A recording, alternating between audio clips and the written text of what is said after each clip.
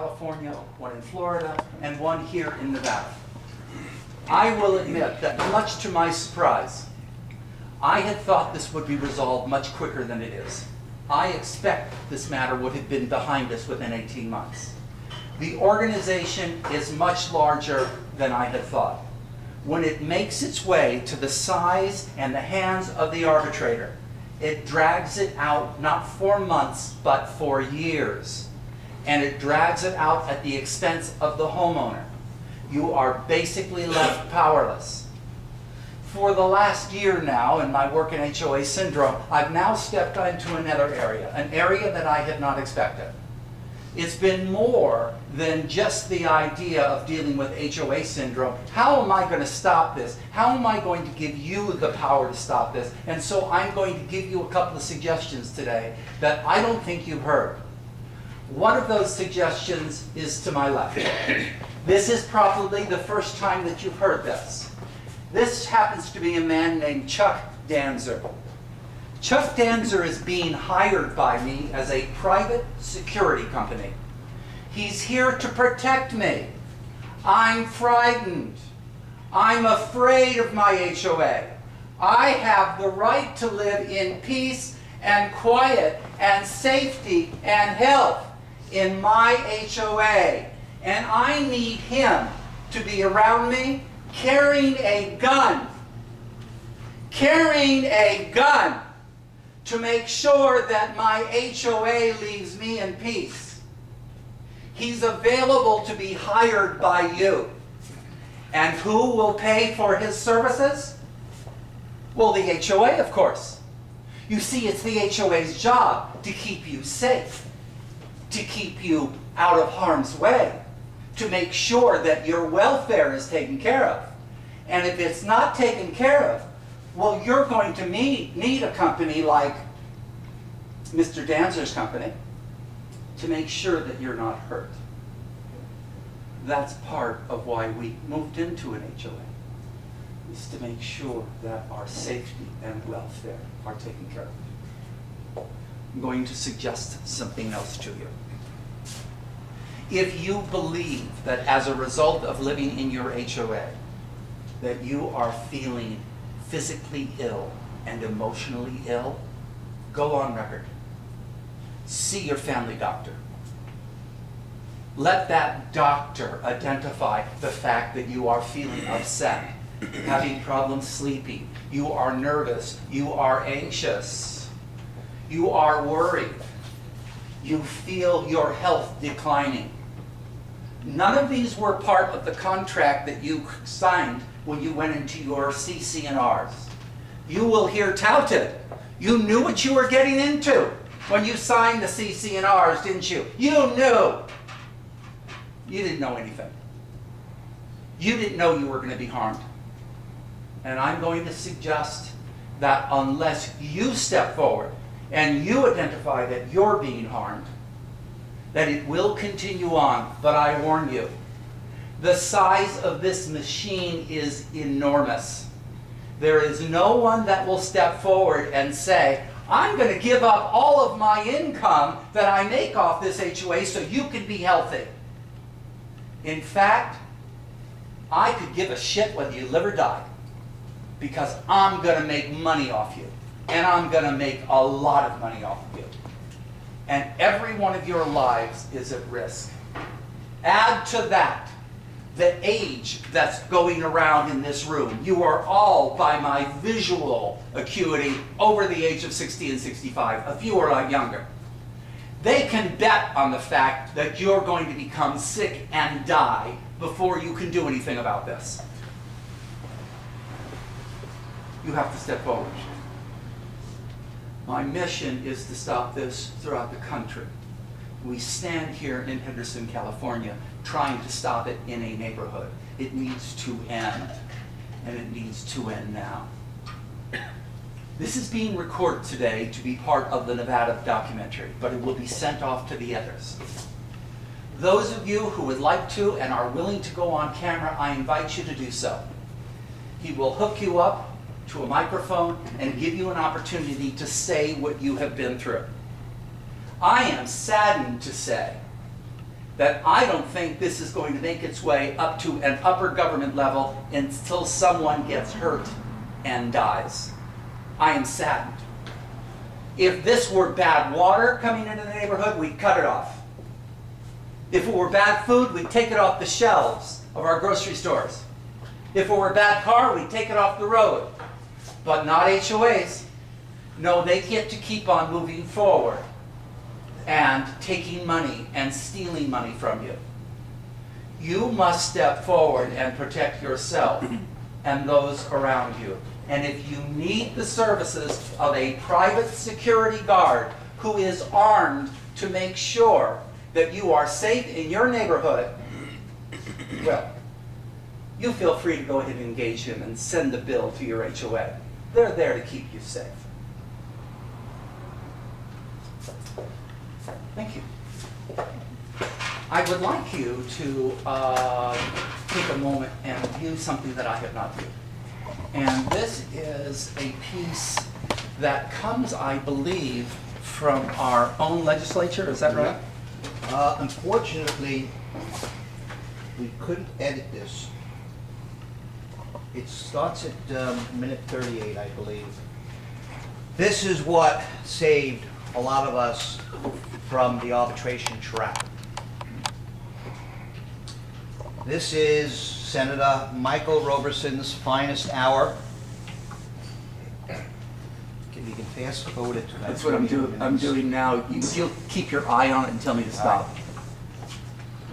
This started at approximately 12:20 a.m. on the morning of June 7th, and the legislature was going to adjourn at 1 a.m. So this was literally the 12th and a half hour. And it was an attempt, a very sneaky attempt, by Senator Copening to slip in the collection company bill. She had had a bill known as 174 that had a lot of very bad things in it, which would have been hurtful and harmful to people in Henderson dealing with community walls. Raina was very active in pointing that out along with Tim. It also had a section dealing with the collection company fees.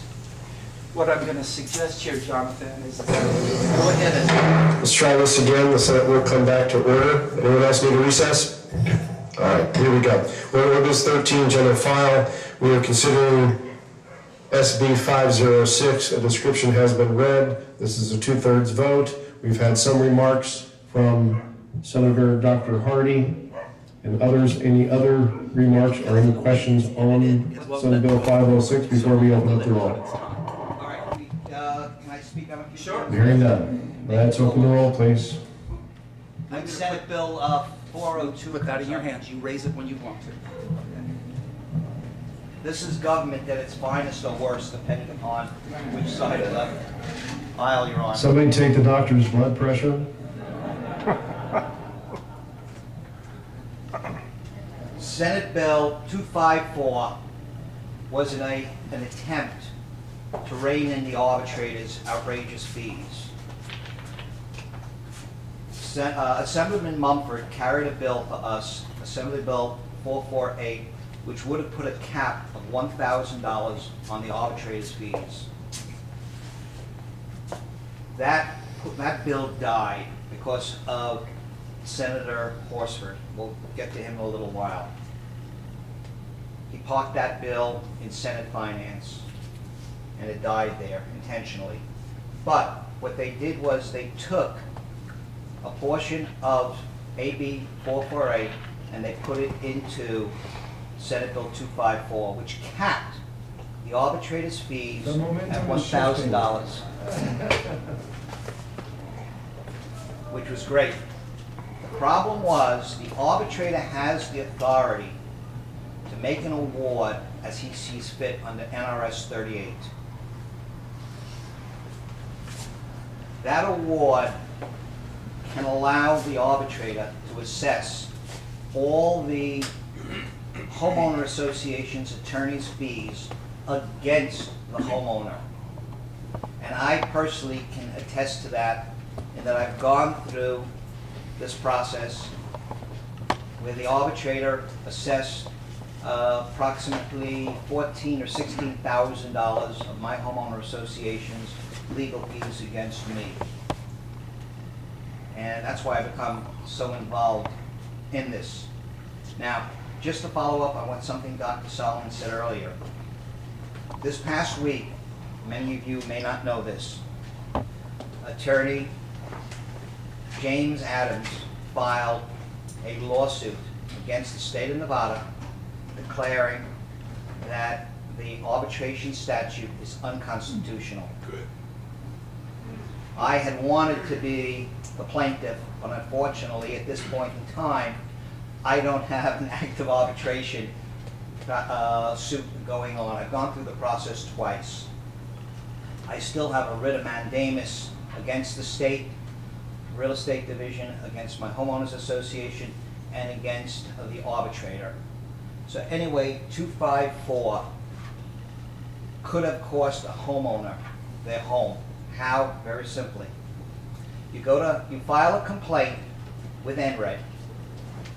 You had to go to mandatory mediation. Gail Anderson, the administrator, said they had $100,000 in their budget line to pay for the first 200 homeowners who filed a complaint, because they put a cap of $500 on the mediator. These mediations were supposed to take 4 hours. So that meant the 201st person who walked in there to file a complaint now conceivably could have been stuck with a $500 mediator's bill. It was very unclear whether that was going to be split or absorbed by one of the parties. If the dispute was not resolved through the mediation process, then the mediator recommended it go to arbitration. Now here's where the real trap started. Now you are on a runaway train with going downhill and no brakes.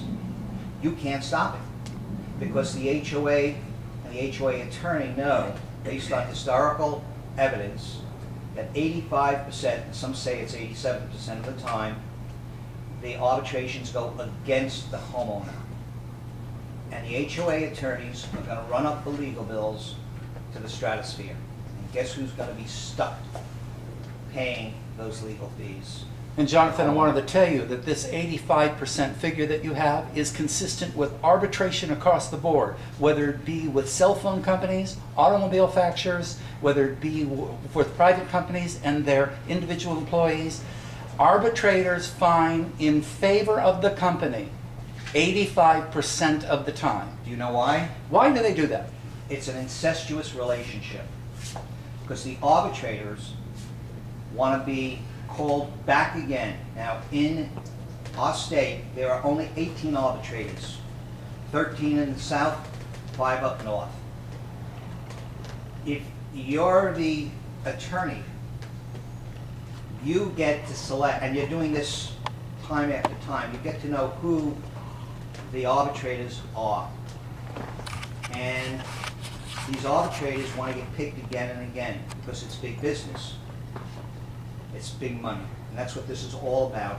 As Dr. Solomon always says, follow the money. And I've stolen that expression from him. So the arbitrator is now going to find against you, the homeowner, and he knows he's going to get called again the next time. So that's why it's 85% of the time. There are rare instances where the arbitrator can't rule in favor of a homeowner association where it's so blatant or so obvious that the HOA was at fault. And of course, we know with the 15% that are decided in favor of the homeowner, that now the homeowner has the problem of collecting the money, which the homeowners association knows they're not going to have to pay. So either way, the homeowners association wins. And the beauty is here. Ladies and gentlemen, the beauty is here. The homeowners association works for free. and gives all of the data to the management company and the collection company. They do what they do to you because they get pleasure from it. And the science backs up why they get the pleasure. And I'll be talking about that later on.